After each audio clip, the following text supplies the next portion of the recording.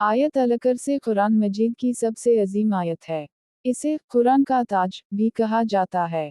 ये सूरत अल-बकरा की आयत नंबर 255 है। अल्लाह ताला ने इस एक आयत में अपनी अज़मत, कुदरत, इल्म और बादशाहत का जिक्र फरमाया है।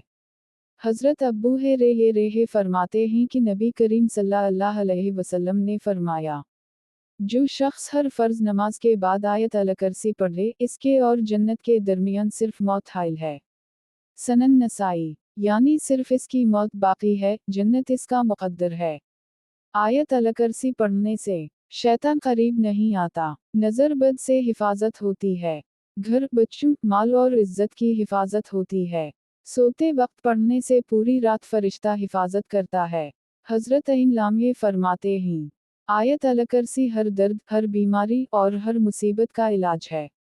आप भी आज से अहद करें कि हर फर्ज नमाज के बाद, सोने से पहले, सफ़र पर जाते वक्त, किसी भी खौफ या परेशानी के वक्त, आयत अल-कुरसी ज़रूर पढ़ा करें, क्योंकि ये वो आयत है जिसे खुद अल्लाह ने अर्श की हिफाजत के लिए मुकर्रर किया।